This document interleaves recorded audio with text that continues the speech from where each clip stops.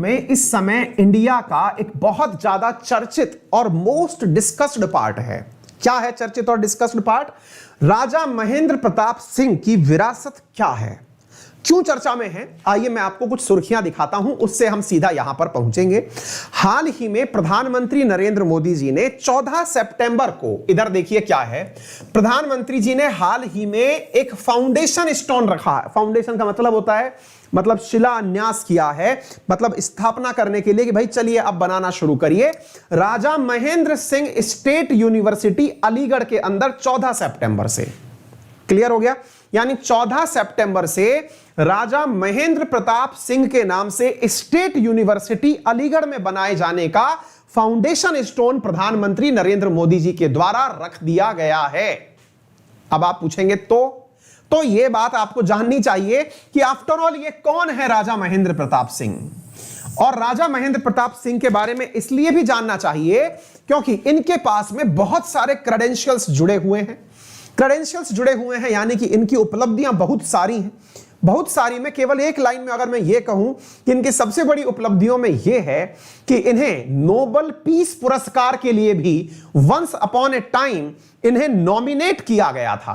तो जिस व्यक्ति को नोबेल पीस पुरस्कार के लिए नॉमिनेट किया गया हो, निश्चित ही उसके बारे में जानने की बहुत ज्यादा आवश्यकता होगी। फिर आप जानेंगे कि सर एक बात बताइए, इन्हें नोबेल पीस पुरस्कार के लिए अगर नॉमिनेट किया गया था तो ये रिसेंट डेज के ही कोई व्यक्ति हैं या पुराने जमाने के कोई व्यक्ति हैं? साथियों, बहुत पुराने जमाने के व्यक्ति हैं। बहुत पुराने जमाने से मतलब है 1886 में इनका जन्म हुआ था। 1 दिसंबर 1886 में, 1 दिसंबर 1886 में जिनका जन्म हुआ, और वो लोग आपको पता नहीं है। आज का इतिहास अगर आप उठाते हैं, मॉडर्न हिस्ट्री चाहे विपिन चंद्रा के माध्यम से पढ़ें या स्पेक्ट्रम के माध्यम से पढ़ें या आप अपनी बोर्ड की किताबों में से पढ़ें, आप जब मॉडर्न हिस्ट्री उठाते हैं तो मॉडर्न हिस्ट्री में आपको कहीं भी महेंद्र प्रताप सिंह जी के बारे में कोई भी लाइन लिखी हुई नहीं मिलती।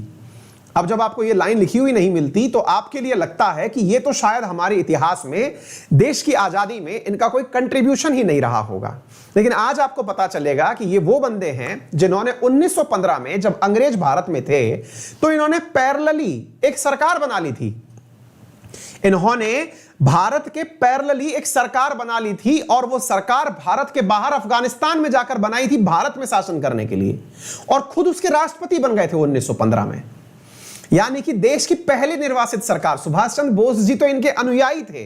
बोस साहब ने सेकंड टाइम में बनाया, फर्स्ट टाइम में ये बना लिए थे। कहीं इतिहास में जानकारी नहीं मिलती। साथियों, आजादी का अमृत महोत्सव जो मनाया जा रहा है, उस अमृत महोत्सव के माध्यम से सरकार ने यह इनिशिएटिव लिया है देश की आजादी की 75वीं वर्षगांठ के नाम पर कि जितने भी अनसंग वॉरियर्स हैं, जिनके बारे में इतिहास में बहुत कम जानकारी है या जिनके ऊपर ज्यादा विश्लेषण कहीं किया नहीं गया है, उन सबके बारे में प्रयास किया जाए कि उनका इतिहास भी बच्चों को पढ़ाया जाए।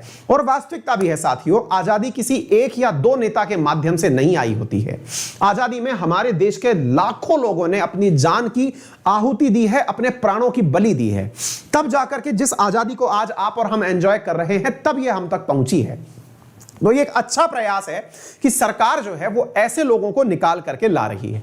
लेकिन इस अच्छे प्रयास में राजनीति भी साथ साथ चल रही है, और वो राजनीति का मुद्दा निकल करके ये आता है कि यूपी में होने वाले हैं इलेक्शन, और इलेक्शन से पहले राजा महेंद्र सिंह से पहले जो शब्द जोड़ा जा रहा है, दैट इज जाट राजा महेंद्र सिंह, पहला पॉइंट। और दूसरा यह पॉइंट जोड़ा जा रहा है कि अलीगढ़ मुस्लिम यूनिवर्सिटी के अंदर 3.6 एकड़ के आसपास जमीन, मैं एकदम 3.8 एकड़ जमीन जो है वो राजा महेंद्र प्रताप सिंह जी के द्वारा डोनेट की गई थी।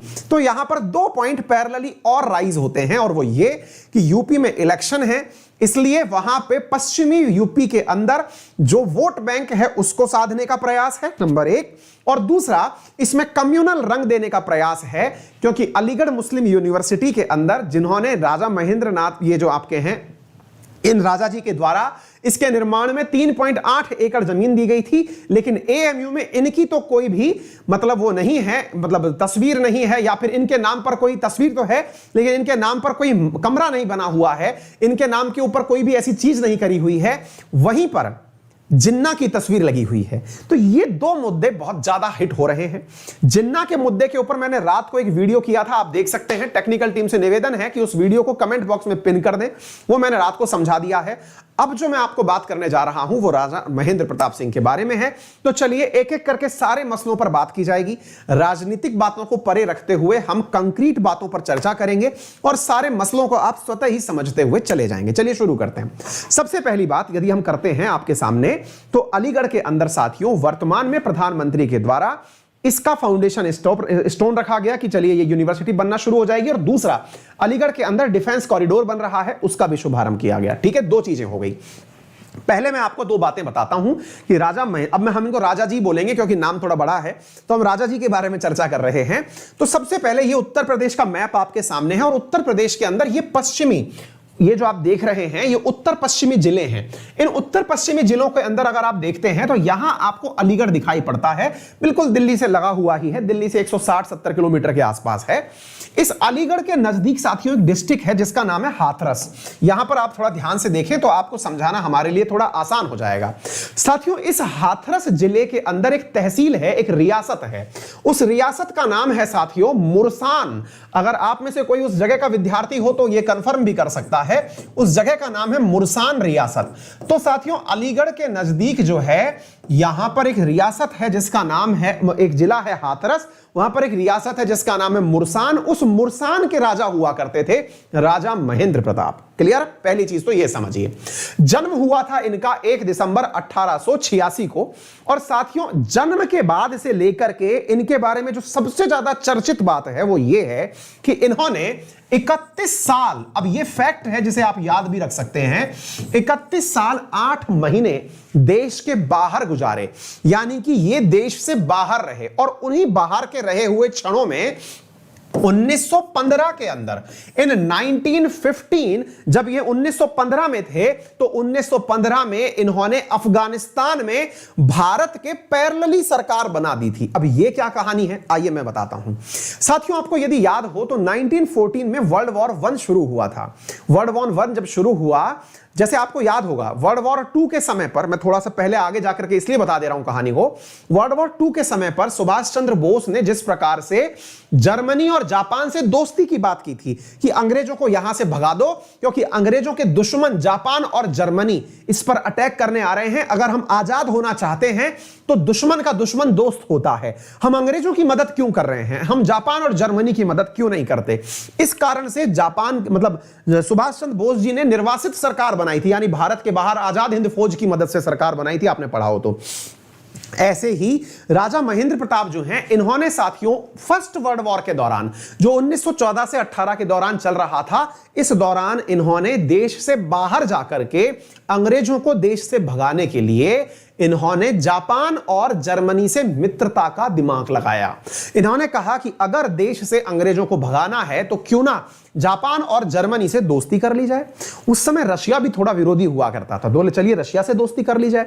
इस काम के लिए ये बिना इंडिया का पासपोर्ट बनाए। अब एक बात यहां पर और भी महत्वपूर्ण है, ये पासपोर्ट बनवाने गए भी थे, पासपोर्ट ऑफिस देहरादून गए थे, लेकिन वहां पर इनका पासपोर्ट इसलिए नहीं बना क्योंकि इन्होंने एक अखबार में सरकार विरोधी कोई बात लिख दी थी। तो इनके बारे में पहले से इंटेंशन पता था कि ये सरकार को नहीं चाहते, यानी कि मतलब ब्रिटिशर्स को नहीं चाहते, इसलिए पासपोर्ट तो नहीं बना, लेकिन ये बिना पासपोर्ट के 15 से अधिक देशों की यात्रा कर सके थे। 31 साल 8 महीने विदेशों में ही रहे थे। साथियों ये अफगानिस्तान पहुंचते भी हैं और भारत में शासन कैसे हो इसके लिए एक सरकार बनाते हैं, जैसे निर्वासित सरकार आप कह सकते हैं। अब इसको समझने के लिए मैं आपको थोड़ा तथ्यात्मक रूप से कुछ निर्वासित सरकार का मतलब क्या होता है यह बताता हूं। जैसे आपको मालूम है कि वर्तमान में जो चीन ने तिब्बत को हड़प रखा है या तिब्बत पर जो कब्जा कर रखा है, उस तिब्बत से निकले हुए लोग इंडिया के अंदर कहीं पर बैठे हैं। कहां पर बैठे हुए हैं? धर्मशाला के अंदर बैठे हैं। दलाई लामा जिन्हें आप कहते हैं वो इंडिया के हिमाचल प्रदेश के अंदर धर्मशाला नामक स्थान पर, मैक्लोडगंज नामक स्थान पर अपनी सरकार चलाते हैं। बकायदा उनका मंत्री होता है, प्रधानमंत्री होता है, ये कई बार मैंने आपको पढ़ाया है। ऐसी सरकार जो अपने देश में नहीं होकर के बाहर है और अपने देश के बारे में दुनिया भर से चर्चा कर रही है, अपने हितों की लड़ाई करने के लिए दुनिया भर में जागरूकता फैला रही है, इसको कहा जाता है गवर्नमेंट इन एग्जाइल। एग्जाइल यानी निर्वासित सरकार, ठीक है। ऐसे ही राजा महेंद्र प्रताप सिंह के द्वारा यहां से बाहर, देश से बाहर सरकार बनाई गई। कहां बनाई गई? अफगानिस्तान में बनाई गई। Point number 1।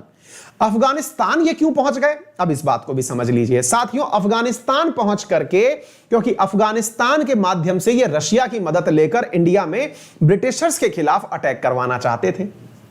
खुद को बनाया राष्ट्रपति, और खुद को राष्ट्रपति बना करके प्रधानमंत्री पद पर बिठाया मोहम्मद बरकतुल्लाह भोपाली को। अब इस बात से एक चीज समझिएगा, निर्वासित सरकार के राष्ट्रपति खुद थे, पहली निर्वासित सरकार बन रही थी, और प्रधानमंत्री बनाया बरकतुल्लाह खान। इनका नाम है मोहम्मद बरकतुल्लाह भोपाली। बरकतुल्लाह भोपाली अर्थात मुस्लिम को इन्होंने प्रधानमंत्री बनाया। एक मैसेज यहां से क्लियर है, ये हिंदू मुस्लिम एकता के समर्थक थे, ये बात यहां से समझ में आती है। क्लियर हो गया? नंबर दूसरा पॉइंट समझ में आ गया। इसके बाद साथियों इन्होंने ये सारी बातें यहां पर अब एक सवाल, बड़ा सवाल बनता है कि एक बात बताइए, ये सारी जानकारियां लिखी हुई कहां हैं? साथियों इनके ऊपर, अब जो मैं बातें बोलता जा रहा हूं आप इन्हें लिख सकते हैं, इनके ऊपर एक किताब लिखी हुई है जिसका नाम है अभिनंदन ग्रंथ। अभिनंदन ग्रंथ नाम से एक पुस्तक लिखी हुई है, उसके अंदर इन्होंने ये सारी बातें मेंशन्ड हैं, जिसके अंदर मतलब इनके ऊपर लिखी हुई है अभिनंदन ग्रंथ, उसमें ये सारी की सारी बातें मेंशन्ड हैं। अच्छा, इन्होंने अपनी आत्मकथा भी लिखी और उसका नाम था माई लाइफ स्टोरी, मेरे जीवन की कथा। और उस माई लाइफ स्टोरी के अंदर साथियों इन्होंने एक बात और मेंशन करी, यहां पर एक बात और समझ लीजिए। इन्होंने यह तक बताया कि महात्मा गांधी से इनकी बातचीत पत्र पत्रिकाओं के माध्यम से होती थी। अभिनंदन ग्रंथ के अंदर यह बात मेंशन है कि महात्मा गांधी जी ने इनके प्रयासों की सराहना की थी। महात्मा गांधी जी ने इनके साथ हो रहे पत्रचार के माध्यम से संबंध की खुद ने पुष्टि की थी और यह कहा था कि मैं उनके प्रयासों से, उनके प्रयासों का हृदय से आभार व्यक्त करता हूं जो राजा महेंद्र प्रताप सिंह कर रहे हैं।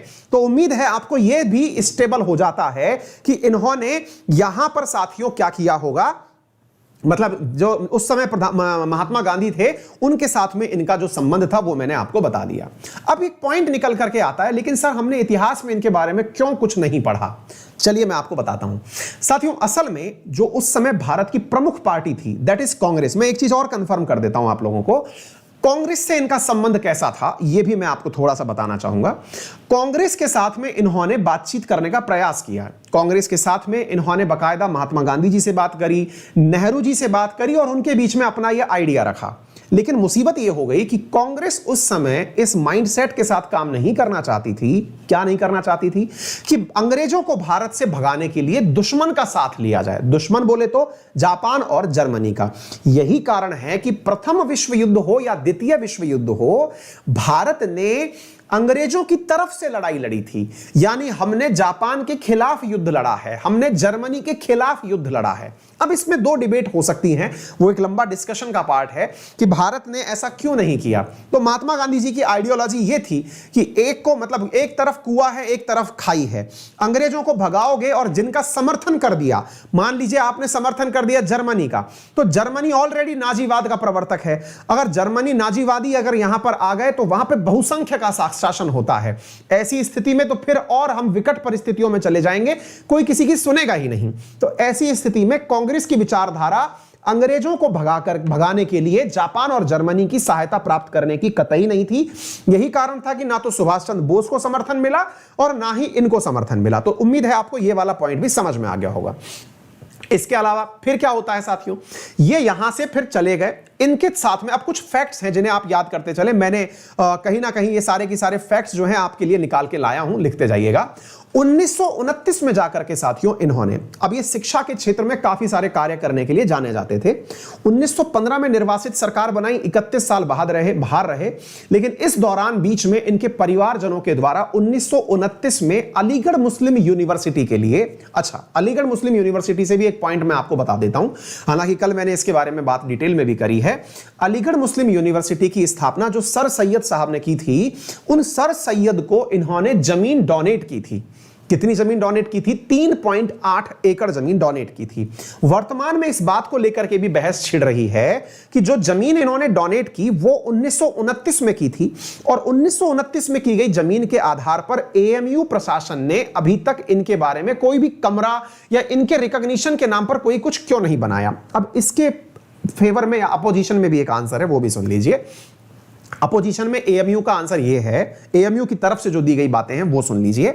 अलीगढ़ मुस्लिम यूनिवर्सिटी का कहना ये है कि माना हमें जगह इन्होंने दी थी, लेकिन आज का जो कैंपस बना हुआ है वो उस जमीन पर नहीं है। आज जो जमीन इन्होंने दी थी उस पर शहर की तरफ यानी अलीगढ़ मुस्लिम यूनिवर्सिटी से बाहर उसके ऊपर एक स्कूल चलती है और वो सिटी स्कूल है और आधी जमीन वो खाली पड़ी हुई है। तो पहली बात तो ये कि कैंपस में उनका जो कंट्रीब्यूशन है वो जमीन हमने कैंपस के यूज में नहीं ले रखी, पहला नंबर तो ये है। दूसरा पॉइंट एएमयू का ये कहना है कि 1977 में जब एएमयू अपनी 100वीं शताब्दी मना रहा था, 100वीं वर्षगांठ मना रहा था, तब राजा महेंद्र प्रताप सिंह को हमने मुख्य अतिथि के रूप में इनवाइट किया था। यानी कि यह कहना गलत होगा कि हमने उन्हें रिकॉग्नाइज नहीं किया हुआ है, हमने रिकॉग्नाइज किया हुआ है। तीसरी चीज, उनके ऊपर लिखी हुई पुस्तकें, उनका उर्दू में अनुवाद हमारी लाइब्रेरी में है, हमारे पास उनकी तस्वीरें भी लगी हुई हैं। हां, यह कहना सही है कि हमारे यहां पर कोई भी हॉल उनके नाम पर नहीं है, जो कि होना चाहिए, लोगों की डिमांड है। नंबर चौथा पॉइंट एएमयू प्रशासन का कहना क्या है वो सुन लीजिए कि उन्होंने हमें 3.8 एकड़ जमीन दी थी, लेकिन एएमयू का जो कैंपस है ये 3.8 एकड़ पर नहीं बना हुआ है, ये कैंपस बना हुआ है 467 एकड़ भूमि के ऊपर। 467 एकड़ भूमि पर बना हुआ है एएमयू का कैंपस और उसमें केवल किसी एक व्यक्ति की ही जमीन नहीं है, जाने बहुत सारे लोगों ने अपनी जमीनें दान की थी, तब जाकर के एएमयू का कैंपस बन के आया था।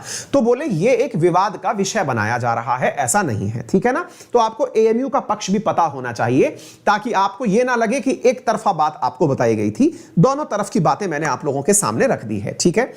1946 में अब वापस से पहुंचते हैं हम अफगानिस्तान और 1946 में मतलब ये निर्वासित सरकार चला रहे थे और चलाने के बाद जब इन्हें ये लग गया था कि देश आजाद होने वाला है तो 1946 में ये इंडिया वापस आते हैं और इंडिया वापस आकर के मतलब ये कंफर्म हो ही चुका था कि देश अब आजाद होने वाला है, कैबिनेट मिशन वगैरह आने वाले थे, तो ये वापस इंडिया पहुंचते हैं।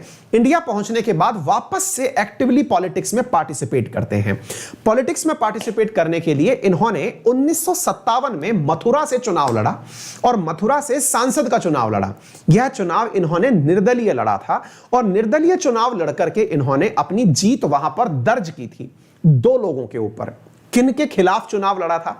Congress as well as Bhajpa. उस समय भाजपा नहीं हुआ करती थी, उस समय भाजपा से पहले का जो संघ था जिसे जनसंघ कहा जाता है वो हुआ करता था। साथियों, जनसंघ ने उस समय मथुरा से सीट पर चुनाव लड़ने के लिए उतारा था अटल बिहारी वाजपेयी जी को और अटल बिहारी वाजपेयी जी यहां पर चौथे नंबर पर रहे थे। उनकी जमानत जब्त हो गई थी इनके सामने चुनाव लड़ते समय। दूसरा, जो कांग्रेस का उम्मीदवार था वो भी 30,000 वोटों से राजा जी से हार गया था। यानी कि ये ना तो कांग्रेस के साथ थे ना ही भाजपा के साथ थे, ये एक समाज सुधारक थे। समाज सुधारक होने के साथ साथ इन्होंने देश में शिक्षा के विकास के लिए जो भी कार्य हो सकते थे, अंग्रेजों को बाहर भगाने के लिए, यानी कि एक फ्रीडम फाइटर थे और ये काफी बड़े सोशल रिफॉर्मिस्ट थे।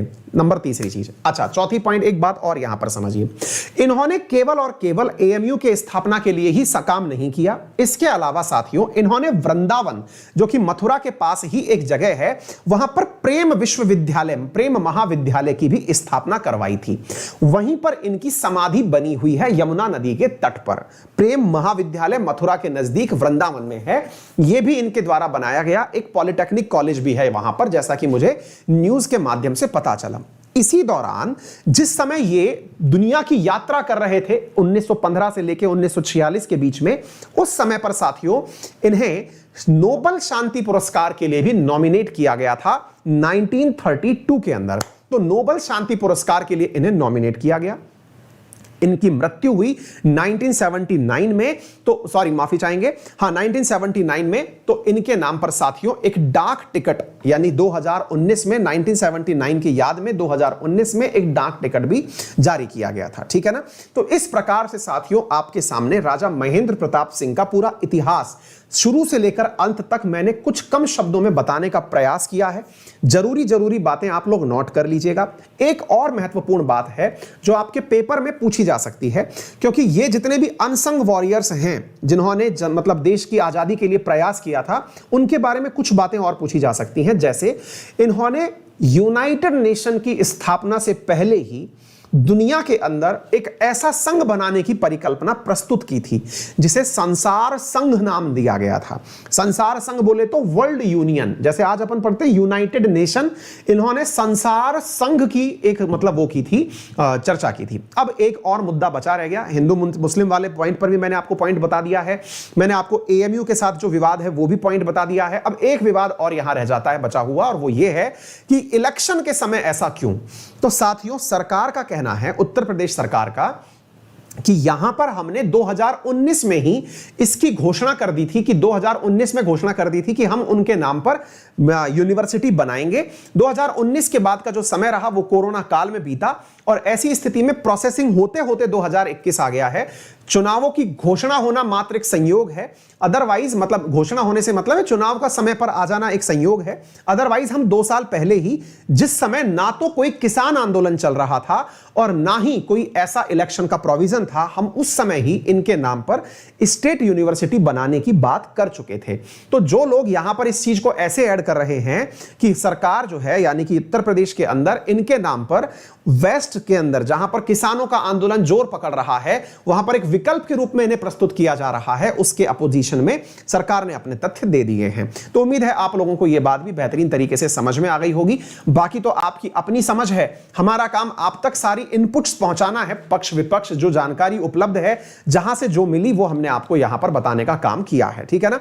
अधिकांश जानकारियां हमने आपके लिए यहां पर लिख करके दे दी हैं। फिर से कहूंगा, अगर आपको यह वीडियो थोड़ा भी पसंद आ रहा हो तो लाइक कर दीजिएगा, है ना। अपने दोस्तों से भी इसे शेयर करिएगा। चैनल पर नए हैं तो सब्सक्राइब करना बिल्कुल मत भूलिएगा, क्योंकि इन सब प्रकार की चीजों को मैं आप तक लेके आता हूं। एक बहुत बड़ा सवाल बनता है कि क्या सर इनके बारे में पेपर में पूछा जा सकता है? निश्चित ही पूछा जाएगा, निश्चित ही पूछा जाएगा, यह आप मानकर चलिएगा। क्योंकि वर्तमान टाइम पर जो सरकार प्रयास कर रही है, वो प्रयास यह है कि जितने भी स्वतंत्रता सेनानी हैं, जो अनसंग हैं, अमृत महोत्सव के अवसर पर उनके बारे में जानकारियां जुटाई जाएं, और जो जानकारियां बाहर आती हैं वही पेपर में आती हैं। तो आप ये मत भूल करके चलिएगा कि ये तो रिसेंटली निकल करके आए हैं, नहीं। श्यामा प्रसाद मुखर्जी हो, दीनदयाल उपाध्याय हो, या फिर ये हो, या सरदार पटेल हो, कोई भी जो वर्तमान समय पर आप लोगों की चर्चा का विषय बने हुए हैं, उनके बारे में जितने भी पॉइंट मैंने आपको बताए हैं उन्हें रट लीजिएगा, घोट लीजिएगा। मैंने बहुत सारे पॉइंट यहां पर नहीं भी लिखे हैं, फिर भी मैंने आपको बोल दिए हैं, मेरी खुद की रिसर्च से आप उन्हें लिख लीजिएगा, बहुत महत्वपूर्ण है, ठीक है ना। तैयार करिएगा प्रॉपर। चलिए आगे बढ़ते हैं। तो जरूरी बातों में यह जान लीजिए कि यदि आप में से कोई भी विद्यार्थी यूपीएससी का सब्सक्रिप्शन लेना चाहता है, तो फिर से कह रहा हूं कि 17 सितंबर तक यूपीएससी के सब्सक्रिप्शंस में जो एडिशनल 10% का डिस्काउंट आ रखा है, इसका लाभ उठा सकते हैं, तो ले लीजिए। पेमेंट के पॉइंट ऑफ व्यू से पहली चीज ये जान लीजिए कि आपको इजी ईएमआई ऑप्शंस, यदि आप क्रेडिट कार्ड यूज करते हैं तो वो हैं जिसमें 0% ईएमआई के ऊपर इंटरेस्ट है, और दूसरा यदि आप लोन फैसिलिटी भी यूज करना चाहते हैं तो अनअकैडमी के द्वारा आपके एलिजिबल होने पर लोन भी आपको उपलब्ध करवाया जाता है। सबसे महत्वपूर्ण बात यह है कि यूपीएससी के अंदर 1 साल का सब्सक्रिप्शन आपको 46,000 में दिया जा रहा है, जिसमें प्रीलिम्स दोनों माध्यम में, हिंदी अथवा इंग्लिश, आपको जो जमे उसको कंटिन्यू करिए। इंग्लिश के बाद में हिंदी, जो भी आपको देखना है वो देखें। मेंस इसी प्रकार हिंदी अथवा इंग्लिश, इसी प्रकार से ऑप्शनल में 19 ऑप्शनल, वो भी हिंदी और इंग्लिश दोनों मीडियम में।